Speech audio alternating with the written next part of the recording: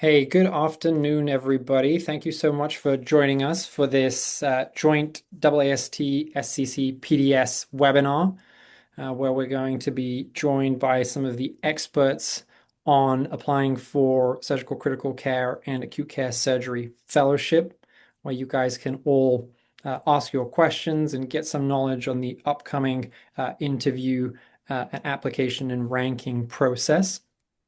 My name is Milos Buhavec, and I am joined today by my colleagues from the AAST and SCCPDS, my co-moderators, Dr. Sarada Rao, who is the Chair of Education for the AAST Associate Members Committee, and Catherine Portelli, who is another member of the Education Committee. I will let them introduce our panelists here in a moment. And before we do that, I just wanted to give a brief comment on the AAST Surgical Critical Care Handbook and the SCCPDS directory, which we will link down in the chat. Please have a look at those. Those are invaluable resources to the application process and early success in your acute care surgery career. If there are any questions about anything like that, please feel free to put something down in the chat. We will do our best to either answer you in the chat or bring those questions up to our panelists at the end of the conversation. So without further ado, I'm going to hand over to my colleagues, Dr. Portelli and Dr. Rao, to do some brief introductions of our panelists today. Great. So first, I'm going to introduce Dr. David Spain. He is the David L. Gregg, MD Professor of Surgery at Stanford, a past president of the AAST, a counselor of the American Board of Surgery, and director of the Surgical Critical Care Board. He's also the General Surgery Residency Program Director at Stanford. Welcome, Dr. Spain. Thank you. Hi, I'm Sarada Rao, and I have the pleasure of introducing Dr. Niels Martin, who will be our next panelist. He is an associate professor of surgery at University of Pennsylvania. He's the C. William Schwab Professor of Surgery at University of Pennsylvania. He is the chief of the Division of Trauma, Emergency Surgery, and Surgical Critical Care. He's the program director of fellowship for the 2-year AAST fellowship, as well as the 1-year Surgical Critical Care and the ABS compliant EM Crit Care fellowship. He is also on the board of directors for the Trauma, Burn, and Surgical Critical Care Board of American Board of Surgery and serves on the board of Surgical Critical Care Program Directors Society. I also have the pleasure of introducing Dr. Jessica Burgess. She's an associate professor of surgery at Eastern Virginia Medical School at Old Dominion University, the program director of the Surgical Critical Care Fellowship for the last 8 years, and the chief of the Division of Acute Care Surgery. And finally, we have our fellow expert panelist, and this is Dr. Clinton McCabe. He got his medical degree from SUNY Upstate Medical University in Syracuse, New York. He then moved on to doing his general surgery residency at Leahy Clinic, and now he is currently a fellow at our Adams Cali Shock Trauma Center, and also serves as the academic and administrative chief fellow and chief resident.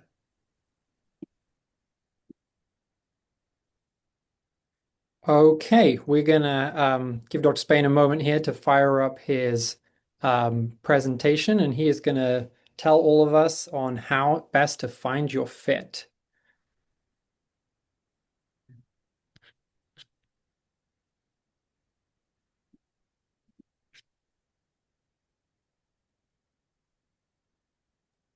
Okay, there we go.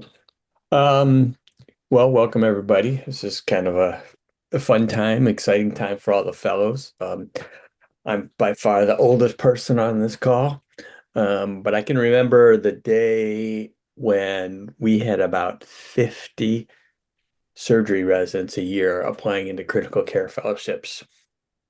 And now we're up over like 300 and applying every year. May not sound like a lot, but that's about basically one out of every 5 or 6 chief residents is applying into surgical critical care fellowships right now. So it's, pretty huge number and an incredible growth. And we had arguments a little while ago about why is that, right? And so we actually did a survey of all the fellows a few years ago. And interestingly, like the reasons that all of you wanted to go into this field are the same reasons that I wanted to, way back when. And really, if you look at this, it's you want to have a broad skill set. You enjoy taking care of complex, sick patients, and you really want to be the doctor caring for the sickest patients in the hospital. So those are all the right reasons, and in the skills we want to help you get over the next few years to start your career. So, there are lots of programs out there. The most common of which is a 1-year surgical critical care fellowship. And this year there were 138 programs in the match, with 365 positions and about 306 of them filled in the match. There are 2-year fellowships, as somebody mentioned. There are the AAST approved acute care surgery fellowships, but there's only about 37 of them. I don't remember the total number, but it's somewhere less than 100 fellows. I think somewhere around 70 plus fellows. A few programs like Dr. Martin's have several fellows. Most have 1 or 2. There are a few programs that have 3 or 4. So that number's somewhere around 70, maybe 75 AAST approved acute care surgery fellowships. There's some unapproved, individual trauma fellowships, and then there's some places like ours where we have a variable second year that's sort of structured to meet the trainee needs. So some people want to jumpstart their academic career. Some people are, want to learn how to become a trauma director and want to focus on that. Some people just really want to, hone their clinical care and teaching skills and focus on that. So you can find some with variable second year components. But again, if you look every year, the numbers just keep going up and up and up. And like I say, the last couple of years, we've been right around 300 to 320 fellows per year. So, finding your fit as a fellow, it depends on a few things. Like you got to look at like what's the hospital type. Most of the trauma, acute care, surgery, and surgical critical care fellowships are at academic medical centers. Those could be a little bit variable, right? It can be trauma dominant, or it could be a lot of combination of other things. In a hospital location, most of the level 1 trauma centers are going to be either urban or suburban. Occasionally, it could be a little bit more of a community focus, but again, most of the approved, surgical critical care fellowships are probably going to be in urban or suburban hospitals. And then geographic location is important. But probably the most important thing is what is the clinical experience that this place is going to offer me, and how does that complement my current skill set? So one of the things is you do have to be comfortable with being uncomfortable. So the people who grow find a way to push through their limits. And so, we don't know what the future is going to hold. Healthcare is changing rapidly. I don't know if I ever really thought the robot was going to be a big component of acute care surgery, but I think it's going to be. And so how do you make sure you learn those skills and be open to new things? And, you gotta be, everybody says they like change until they have to change. And then everybody gets a little scared, and it frequently leads to paralysis. So you gotta be willing to push yourself and force yourself into new situations, because that's what's going to make you grow and teach you how to thrive no matter sort of where you're at. So you got to push through your limits, and so you got to ask, like, what will this program push me to learn, right? So if I go from my current situation as a resident to this situation as a fellow, what is this place going to push me to learn? It's going to be patient care. It's going to be how to lead a team. It's how to become a better teacher. It's going to be how to become a better researcher, some combination of all those things. So, you want to be pushed. You want to have those 1 or 2 years really add to your skill set. And so my advice is don't take the easy path. Like take the hard one that's going to really push you and challenge you to grow your skills. So in my opinion, you'll hear variable opinions, and some people talk about 1 and 2 year fellowships. I think it just depends. Um, I think the most important thing in picking a fellowship is looking at what will your cumulative experience be when you finish your training. So a lot of it depends on where you're a resident now. Like, what is your current exposure to acute care surgery? So if you're training at Penn or USC, and you're getting a ton of trauma experience, maybe you want to go somewhere where you have a slightly different surgical critical care patient population you're going to see, right? So it just depends. If you're doing your general surgery resident at a big busy community hospital, but maybe doesn't see a ton of penetrating trauma, and you really think that might be a job you want, then you probably do need to go to a 2 year program that sees a lot of penetrating trauma. So you gotta think about, what's my experience to date? What will this fellowship add to my experience? And also, like, what's the ultimate job you want to be, you're going to be interested and competitive for. So, if you are, training at a community hospital, it's a level 2, and they're like, go do a 1 year critical care fellowship, and we will hire you back, and you know exactly what that job is, and you sort of have that skill set, but you just need the fellowship, then maybe a 1 year fellowship makes sense for you. Or if you're at a big busy trauma center, maybe a 1 year fellowship might make sense for you. And if you're at a, slower or, low penetrating volume trauma center, and you want to go work at, a big, busy penetrating trauma center like Grady or something like that, then yeah, you probably do need to do a 2 year fellowship. So you got to look at all these things and decide, like, what's your cumulative experience going to be, and what skill set is this fellowship going to give me? So again, every single fellowship is different. There are no definitive answers. We can talk about a lot of this questions here over the next hour or so. And there's no such thing as a perfect fellowship or a dream job, but you might be able to find a great one that can help advance your career. All right. Thanks. Thank you so much, Dr. Spain. Next, we'll have Dr. Martin talk to us about 2 year fellowship.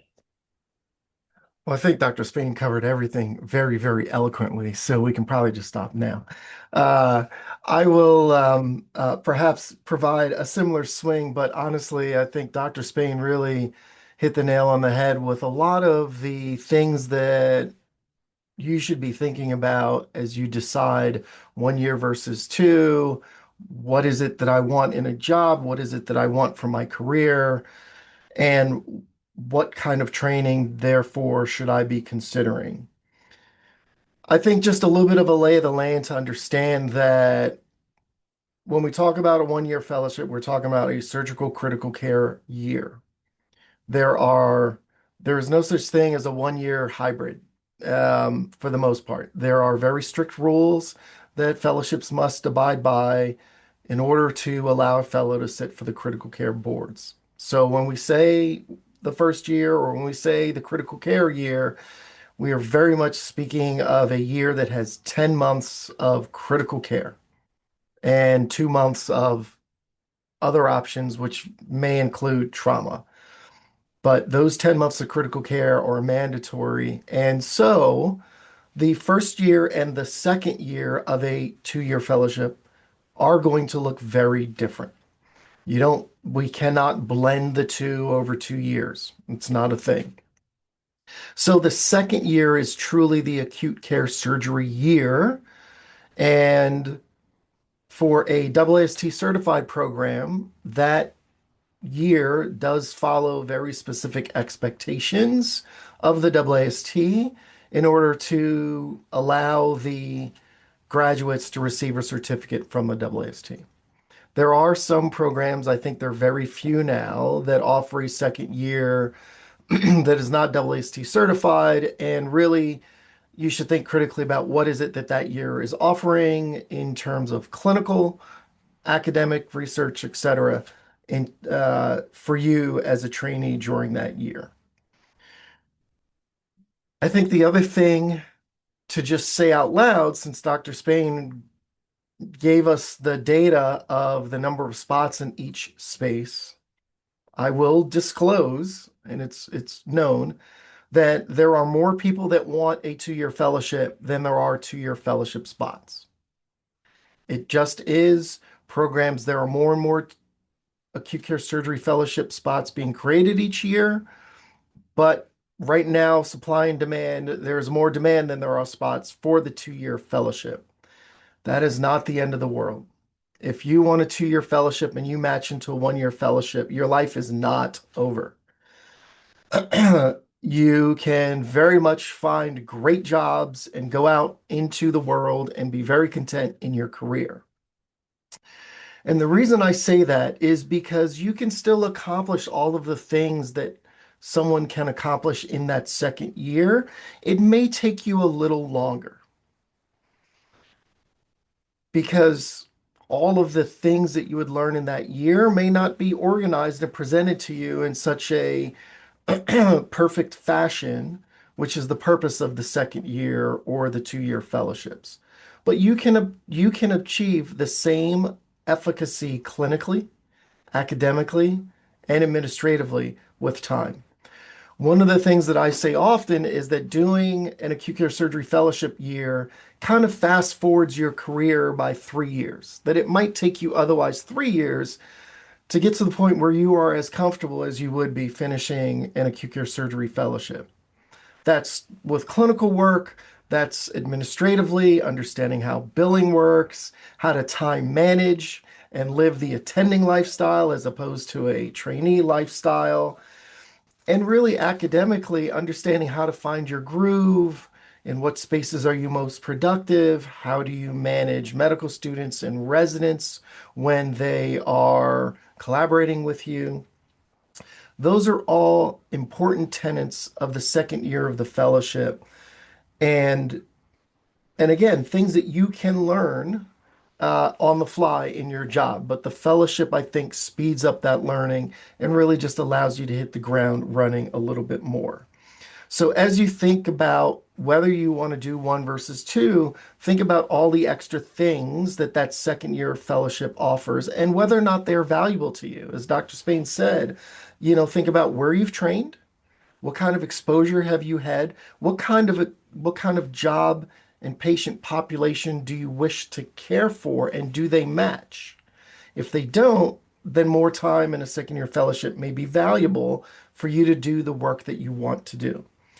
But if you've come from a very busy clinical training program, you're going to go right back to that place. You have great mentors, and the academic and administrative stuff may not be your purview, then the second year may not be as valuable to you, and you should probably do just fine, and equally fine, I should say, with a 1-year fellowship.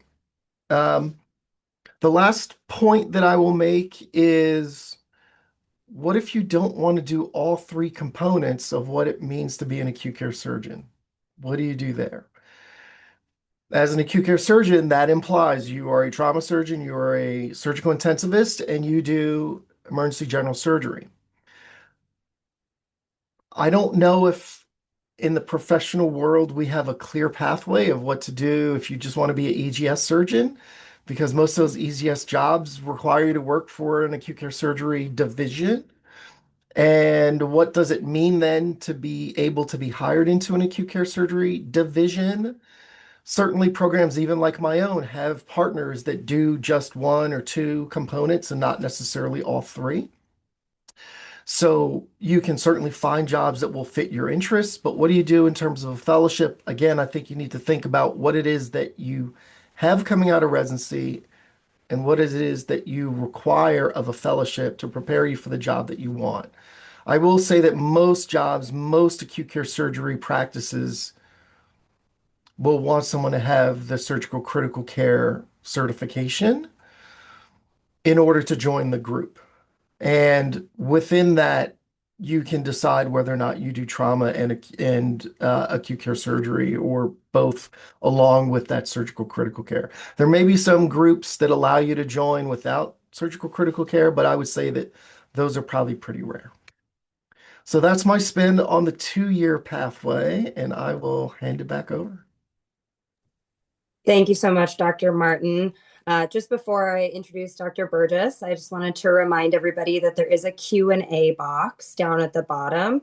And you guys can go ahead and type any questions that you have into that Q&A box, and we'll get to answering those after Dr. Burgess does her presentation. So go ahead and take it away.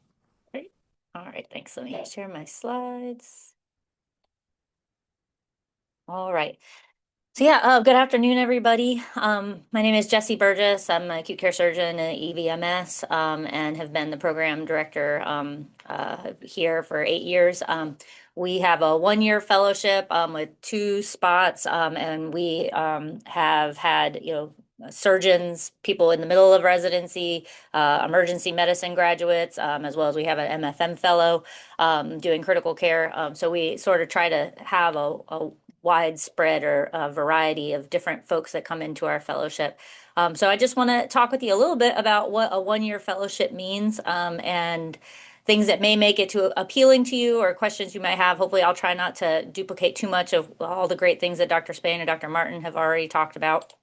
But the critical care fellowship is really this opportunity to really be able to focus and dive into taking care of these sickest patients. I remember when I was a fellow, and it was so nice that I actually got to take that time to really think in depth about what I was doing. I got to read all of the journal articles that we had always talked about, and I never had time to read as a resident.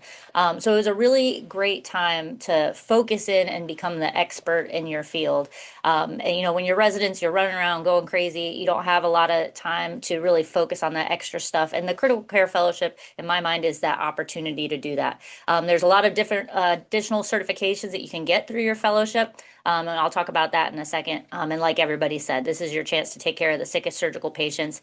And I think that's the nice thing about the critical care fellowship. It can complement whatever career path you're going into. And we've had people that go into MIS after we're doing a critical care fellowship because they want that ability to know that they can take care of the sickest surgical patients, or folks that have been in the middle of residency that do their 1-year fellowship to really, just make sure that they're going into their chief year feeling comfortable taking care of whatever the ICU throws at them. So the structure, as Dr. Martin talked about, it's pretty rigid as far as what the ACGME requirements are. You do 8 months in a surgical ICU. 5 of those months have to be in an ICU where the surgeon is the ICU director. But that can be, your burn unit, your trauma unit, your SICU, cardiothoracic surgery ICU, vascular ICU, neuro ICU. All of these things can count towards that. So it can give you a pretty variable experience. And then no more than 2 months in a non-ICU setting. So there's a lot of different possibility for those 2 months. Our folks do electives in anesthesia and nephrology, so they can run dialysis. If they are really want to try and get some research done during that 1 year, they may take some time to do research. But there's a lot of different options that folks can do to really complement it.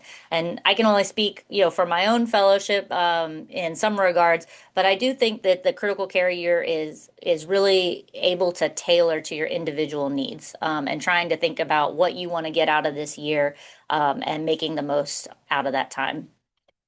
And again, each program, as you guys are going to go through the interview season, you're going to see that each program offers a lot of different things, may focus on liver transplants, and you might come out of this, super comfortable with livers. You might do the critical care OB. There's so many different sort of ways and types of ICU fellowships or critical care fellowships out there.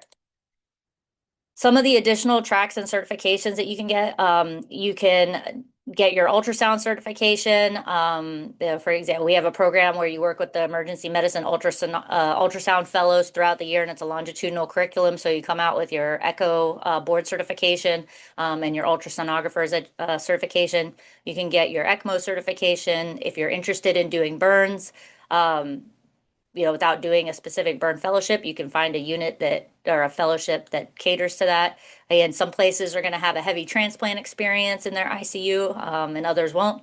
And then the additional courses that you can take, either taking asset or becoming an asset instructor, ATOM, rib plating, and different courses.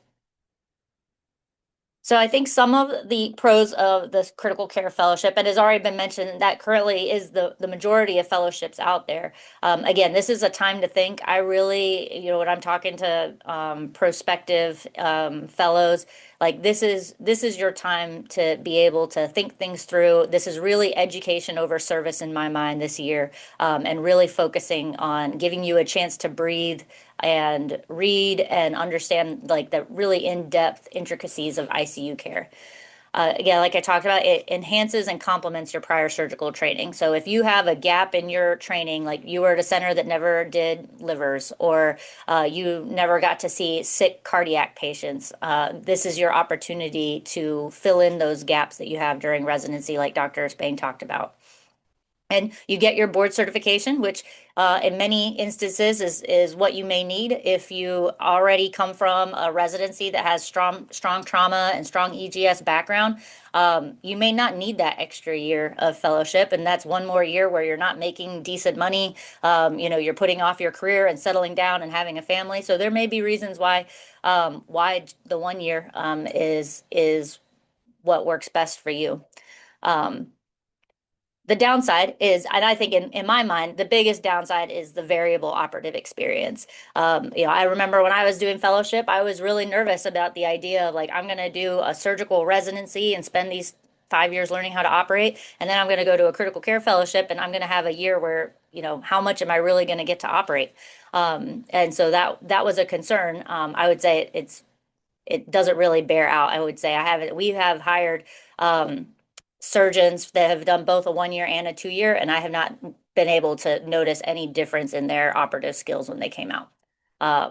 It is very hard to do meaningful research. It's not to say it's impossible, but it can be really difficult to get a good research project up and running and a manuscript written in 1 year, because you're already going to, come in not knowing the system and having to, figure out the IRB. So unless you're tacking on to another person's project or there's ongoing projects that you can get involved in, it can be hard to do like really good research. Even though some academic scholarly activity is a requirement of all critical care fellowships. So whether that's giving grand rounds, helping out with a curriculum, teaching, doing poster presentations, you have to do some amount of scholarly productivity. Again, that could be a pro, though. If you're somebody that has no interest in going to a large academic institution or doing research as a part of your career, maybe not having to do a lot of research is an upside for you. And then I think there is, and I'd be interested to hear what the other panelists think. I think there's a certain amount of stigma and concern from fellows and prospective fellows out there as to what my job opportunities are going to look like. And are doors going to be closed to me because I did a 1 year fellowship? And again, I can only speak for my program, and certainly that's not the case. And I think if you're interested in going to a place with a 1 year fellowship, obviously they're not going to be biased against a 1 year fellowship. But I think, the bigger academic organizations that are looking for somebody that's going to continue on in a research pathway, things like that 2 year fellowship may be more appealing. So similar to when you were applying for residency positions and you really have to think about one step forward beyond that, like what kind of practice do I want? What kind of fellowship do I want to get into? And what residency is going to prepare me for that? You have to sort of do the same thing with the fellowship, is you have to think about what kind of job do I want after this and what is going to help me get to that position. And then, so again, things to think about if you're interested in research. If you come from a program where you feel like you need more operative experience, or maybe you need a little bit of like a transition to practice program, and you are getting to operate as the surgeon, but you have a very structured backup system and mentorship program, that second year may be really helpful. And again, if you're going to be going somewhere that's heavy in research or a very large academic level 1, especially a level 1 that has a 2 year fellowship, it may behoove you to do the 2 year. Just some questions that I would consider asking if I was applying for fellowship nowadays.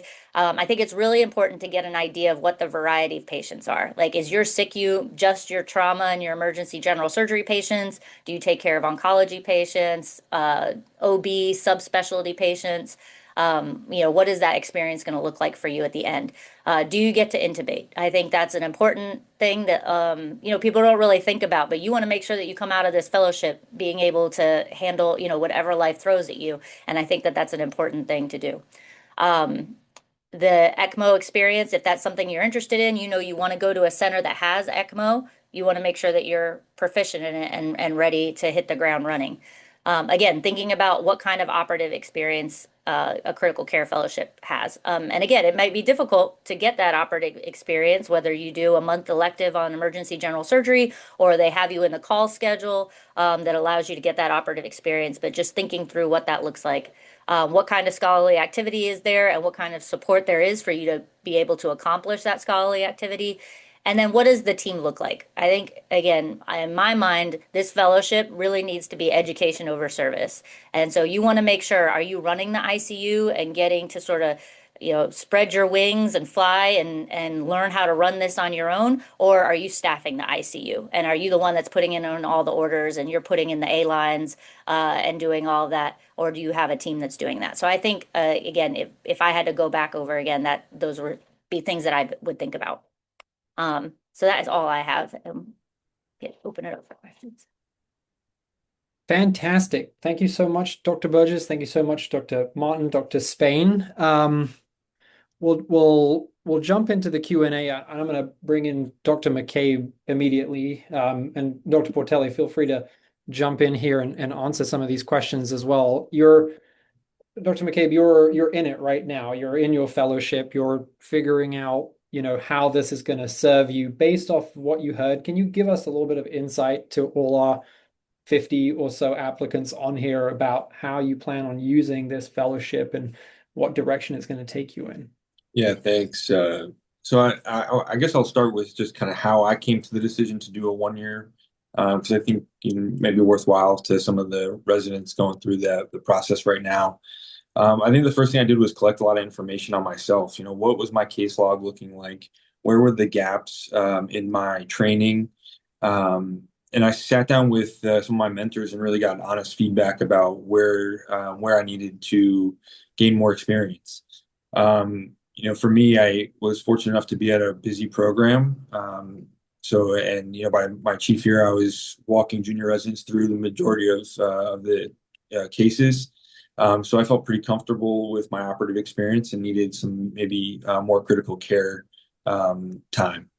And then I sat down with my wife and we kind of figured out if 1 or 2 year was going to be a better option for us and what that value proposition was going to be like. I think the elephant in the room, and forgive me for addressing it, is if you do a second year, you're foregoing an attending salary, right? So you're taking another year of fellow salary and foregoing the attending rate, which I think should play a part, maybe not a significant decision factor in your decision, but it's worth noting. For me and my family, I think right now we're looking. We weren't really interested in major urban areas, so the 1 year fellowship has not, been a detriment in my job prospects. But if you were looking to go to somewhere like Penn or Nashville or some of the major level 1 centers, it certainly could be. Yeah, and I can jump in. I'm a fellow at University of New Mexico doing the 2 year AAST fellowship. It's very interesting. I had kind of a similar feeling. I felt like I was actually operatively where I needed to be, but that I wasn't sure that I could completely rule out wanting to work at like a top academic center and do all of the research and kind of make that a core to my career. And so, the advice that I got, and which is why I'm so glad to be a part of this seminar, was highly variable. People were saying, oh yeah, it should be fine with 1 year. Oh yeah, maybe you need the 2 year. And so I kind of took the opposite approach, which was I'm just going to do the most that I can do and kind of set myself up for those opportunities if I want them in the future, knowing that I'm foregoing the type of education you maybe get at a 1 year program that's a little bit smaller, or knowing that I'm waiting that extra year. And so that was easy for me to do because of my circumstances in my life, but that's not necessarily where everyone's at. Yeah, again, as Clint said, you have to do the value proposition, right? So, foregoing 1 year of attending salary is a lot of money. But on the other hand, you're kind of taking 1 year off the end of your career. So if you want to have the same earning potential, then now you're going to have to work till 69 instead of retiring at 68. So you have to think about it in those terms. So if that extra year lets you have the exact career you want to have, then make the investment. And if the extra year is just an extra year and it's not advancing your career, then don't do it, right? So you really got to do that value proposition for yourself. Yeah, 100% agree. Yeah. Yeah. We don't have retirement where I'm from, so I can't possibly fathom what Dr. Spain is talking about there. We do have a very interesting question here for anybody on the panel really to jump in. How do we think this evolving AAST fellowship with the subtracts of burn and wound and peds and robotics is going to shape how this is all going to look for us, and how modifiable our program director is going to be? And Dr. Haines, please jump in as well. We're very fortunate to have our SCCPDS representation on here as well, on that second year, if people want it. Like, I'm going to be in a rural center and I'm going to be taking care of all the pediatric patients. Can I forego a whole bunch of other stuff and do more focus on peds? Do we think that's going to be something that's coming down the pipeline, or it's just going to be more generalized? I mean, I will just say historically, when they first came out, it was very rigid. There's very little wiggle room. And I think that kind of hurt the growth and the expansion of these fellowships. And now I think it's a little bit more opportunities, but Niels will know more than me being an active program director. Yeah, I can jump in. So what is rigid are the expectations of the AAST in terms of the clinical exposure that you receive. However, that clinical exposure, and as opposed to what the original description looked like, with you need to spend a month on vascular, you need to spend a month on cardiac, it's now much more, much similar to the defined category case requirements for general surgery training, meaning you have to open 10 chests and you have to explore 10 necks and you have to debride 5 pancreases. And so you can accomplish the AAST requirements and still have enough time left over to do all of the other things that we said are great things about the second year. You can absolutely find time to concentrate in another surgical area like robotics or MIS or pediatrics. You will still have enough time to concentrate on academic pursuits and perhaps tee yourself up for what you want to do in your job with some grant writing and organization from the research standpoint. There will be plenty of time to learn trauma performance improvement and prepare yourself to become a trauma medical director one day. So in that second year, there is still plenty of time to pursue electives, if you will, while still fulfilling the base requirements of the AAST Acute Care Surgery Fellowship. And so the last thing I'll say is then part of the interview process is to explore how the individual, if the uniformity of one program to the next is the clinical case log, then the differences are how do the programs navigate all that extra stuff? What kind of support is given for research or administration or leadership training? What opportunities are there to do robotics or to do burn or to do pediatrics? Those are the things to explore as you consider what programs to apply to and what to consider and talk about while you're interviewing. All right, I'm going to jump in with our Q&A. We have a couple questions that have already been answered and some that are still lingering, but I'm going to throw them out to the group so that everyone can kind of hear the answers. The first question was, is it impossible to become a program director in the future if I do a one-year fellowship? And we got a couple answers saying no, it's not impossible, but any other thoughts from our panelists? Yeah, I think the big thing is, once you get into that job, and you have started your first job, the 1 and 2 year fellowship sort of goes away. Like nobody's asking anymore, like, well, when we're, if you're going to become the TMD or you're going to do this or you're going to become the program director, did you do a 1 year or 2 year? Nobody, I would say personally, again, having hired both 1 year and 2 year fellows in the last 5 years. Once you become an attending, it doesn't make a difference. I don't think anybody really cares whether you did a 1 or 2 year. The question is, are you going to be able to get that job that you want with the 1 versus the 2 year? Great. And then we have a couple people asking about what the schedule's like during that 1 year. How possible is it to do other things you want to do and pursue other interests, like getting robotics certified and things like that? The questions have popped up a couple times thus far. So the AAST does have something called RoboTrax, which is something that a lot of the fellows will apply for and participate in throughout the year.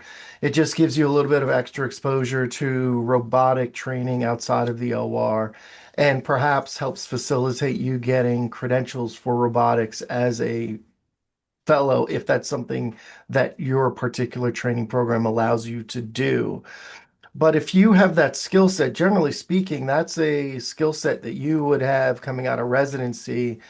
If you have a robust enough experience that you want to request that credential during your first job, I think you can certainly do so just based on your residency experience. Now, if you want to bolster said experience during your fellowship, you can certainly ask programs about what that might be like. Again, you could participate in things like RoboTrax, or you can do that stuff in your first year out in training where you get whatever experience you need and certifications you need to go out and be credentialed to do robotic surgery. So just the process of credentialing for robotics is not necessarily dependent on what your fellowship training, especially the acute care surgery year, provides you. Yeah, I would agree. When you start that first job, whether you were in a 2 year fellowship where you got to do robotics, as one of our recent hires you still have to go through your hospital's credentialing process. So likely you are still going to have to get, proctored, have 3 cases proctored and show your case log. But usually that comes over from residency. So I think, yeah, while if you're interested in doing, robotics and acute care surgery, like looking for a program that has an established robotics and acute care surgery program is going to give you that extra, again, complement to your resident education. If you graduated residency being comfortable on the robot, no pun intended, it's intuitive. When you get back on it, it's going to be easy to get back on it and apply that to your acute care surgery program if you were used to doing it elective. So I think ultimately, either way, you're going to have to do the same pathway when you become an attending to get certified on the robot and be able to practice. Yeah, I guess the only other thing I would add, the question specifically was, can you get it during that 1 year fellowship? And I think to echo what Dr. Martin said earlier, that 1 year fellowship is really rigid on what you have to complete. And many surgical critical care fellowships don't have a lot of operative opportunity, if any. And so if that's so, I personally don't know of any fellowships where in that first year you can get that specifically, but like you said, it's not that it makes it impossible to get once you become a faculty the next year. So I wouldn't make that a defining factor for you. What a great discussion and important topic. It keeps coming up over and over again. So thank you guys for your perspectives. We have another question from the audience. And I'd be curious to hear opinions from all our panelists. And Dr. Haines, you're not an official panelist, but you're are a very important perspective as well from SCCPDS. And the question is, what are your thoughts regarding location, specifically on where do you Where does training impact where you get a job? My trauma director keeps quoting that most fellows get a job 90 miles from where they train. But that's because most fellows train 90 miles from where they want to live. This is true. I mean, a little bit of that, right? So, if you're flexible, I don't think it really matters, right? If you're willing to move. As someone applying for jobs right now, I've had no issue getting interviews and offers from places greater than 90 miles from my training site. Yeah, so I will say fellowship is different from residency. Residency is where you're going to be putting down a certain amount of roots.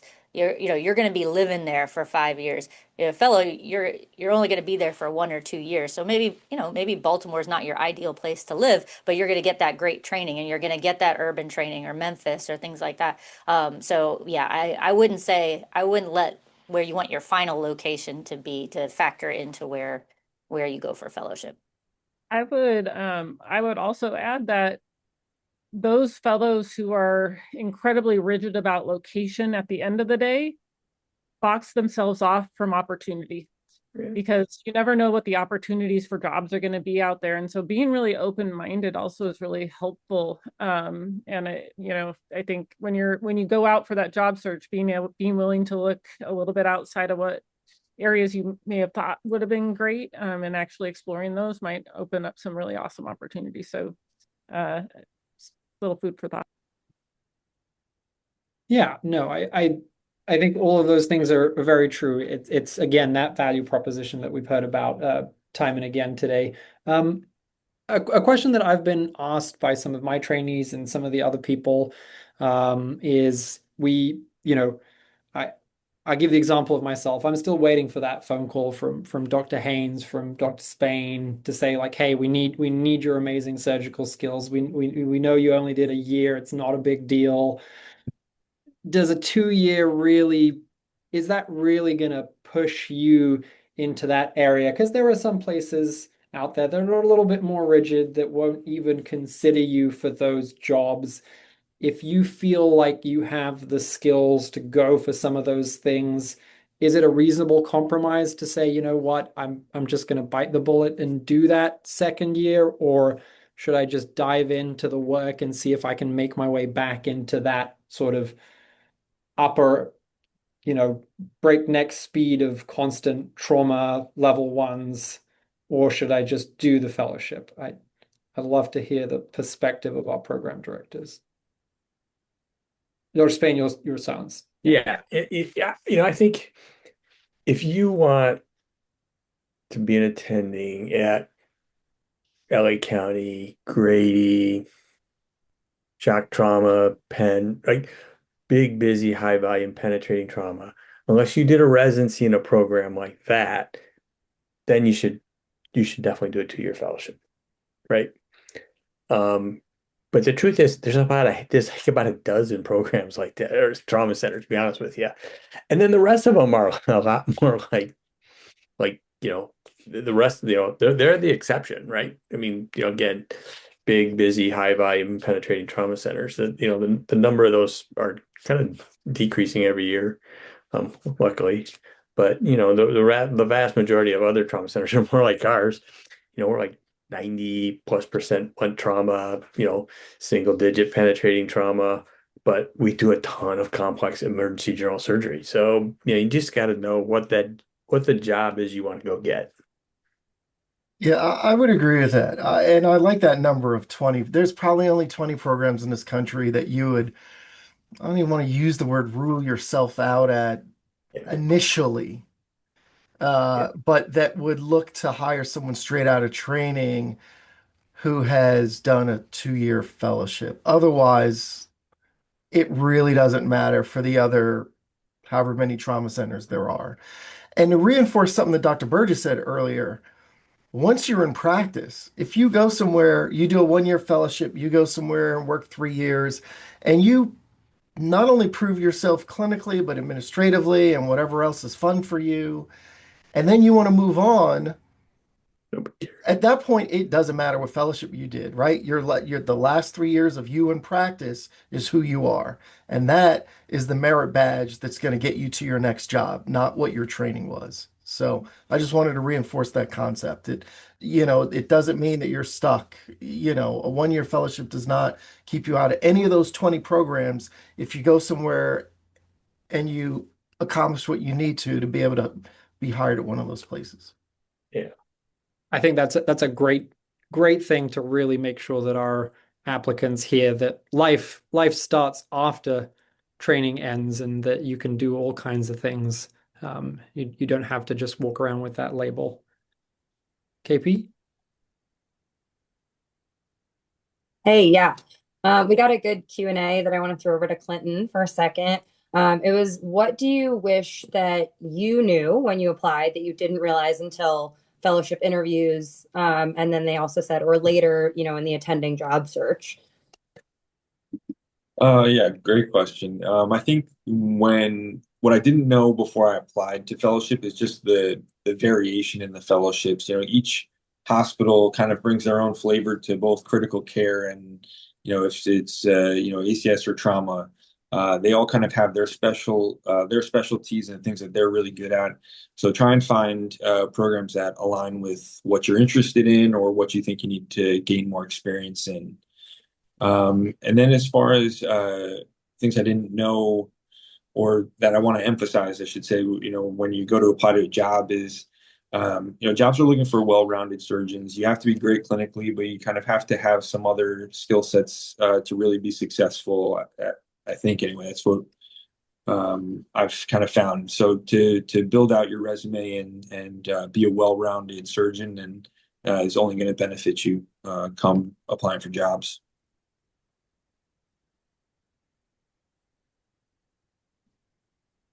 Another question I think that kind of goes off of this, and that we can ask is, what makes an applicant stand out on paper, kind of either for the 1 year surgical critical care fellowship or for these combined ACS fellowships?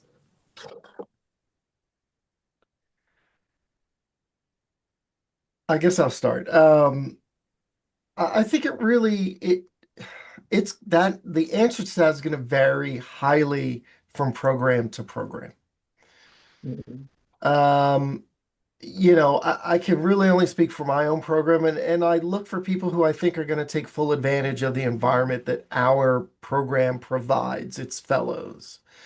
If you don't ever want to write another paper for the rest of your career, which is absolutely fine, Penn probably isn't the right place for you to train, right? Because we're going to spend a lot of time teaching you how to critically read and write the literature. And if that's not what's super fun, then don't waste your time doing it. So I think really you should be honest about who you are and what your interests are and describe that on your application. And you will find programs that will resonate and be a good match for you, by being honest with yourself. Yeah, I would say for the 1 year fellowship, you guys saw the numbers. It's a buyer's market or a fellow's market. So what I look for, I will say letters of recommendation are helpful only because it's a small world. Like, I'm going to probably know the person that wrote you your letter. So I think that things like that are helpful. But yeah, the big thing is finding a person that sort of knows what they want and knows what they want to get out of the fellowship and making sure that it matches. Again, this isn't like the U.S. News and World Report. Like, there isn't some ranking out there of who's the best fellow, just like there isn't a ranking of what's the absolute best program, because it's more like online dating and finding what's the best match for you. So what's going to be the best program for me is not going to be the best program for my neighbor that needs something different out of their fellowship. So I think it's a mutual thing. It's not all only about who's the best candidate, but who is going to be the best fit, as Dr. Spain eloquently said, and where are we going to fit? And I offer what you need, and vice versa. Yeah, and we do a little bit hybrid. Like, we're a lot like Dr. Martin said, very academic, and we take 4 fellows, and 3 we try to make sure they have a real academic bent, but we'll also there's some community programs here that are affiliated with level 2 trauma centers that want somebody to go get critical care experience and come back and work there. We're like, yeah, okay, fine. That we can help with that. And so we'll typically have one fellow from one of the, community program level 2 trauma centers that want somebody to come back with critical care experience. I think I was going to say as far as when we're looking at applications, all of those things help. And, obviously you're kind of looking for people who are going to be like-minded and fit into your program. So being honest, and then if there's a program you really want to go to and you didn't hear from them, have somebody reach out for you, or reach out for yourself. That actually means a lot. I think in the interview and the process altogether, knowing that somebody is really interested in your program and actually, don't do that to 100 programs, but if there's one that you're really interested in, I would reach out to them. And if you don't hear from them for some reason, or have somebody do that on your behalf. And it's a much smaller community than it feels. So I think when you're a PGY 4 or 5 applying to critical care, it seems pretty daunting. But I can tell you, like all the Niels and Laura and me, and like we all know each other. Like everybody, it's actually when you get at the program director level, it's a very small group. Pretty much everybody knows each other, and so if you want some help, there's almost always somebody that has a contact at the other place. Yeah, and Victor, just to answer your question there, Dr. Martin tackled it in the chat. Is there a way to signal programs in this process? Formally, officially, I believe there isn't, but again, as we've heard, I think it's reasonable to use the community to let people know about what you're interested in, what you're not interested in. Dr. Spain also tackled a question about the ABSITE opening up to the rest of the panel. Do we have strong feelings about how the ABSITE is used in the application process or not? Dr. Spain says it's sort of it's a litmus test that you know what you're doing. Well, I agree with Dr. Spain's comment. You just need to score high enough that we're confident you can pass a board exam. Otherwise you do not need to be 90th percentile. Or even 50th percentile. We don't even have percentiles anymore. Yeah. Yeah, the critical care boards have like a 98% pass rate. So yeah. You just got that. Yeah, it's just again, when we had the percentiles, like you had to consistently score in the like single digits before we would exclude you. Because it is we've had in the past, like a long time ago, one fellow who showed up and had failed their general surgery boards, and it's a problem because then they're distracted the whole fellowship because they're really studying for their general surgery boards. With them moving the boards to the start of PGY 5, that's been a big plus, and so it becomes less of an issue, I think. Okay, we have time probably here just for one more question, and we will give this one to Dr. McCabe and Dr. Portelli.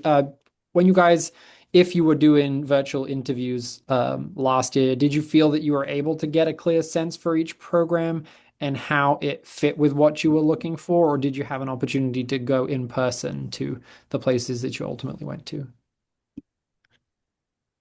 Fortunately, I was able to I'd rotated at shock trauma before I came here. But I think for other programs, take advantage of getting to ask the current fellows questions and be honest with those questions, get the information you're really looking for.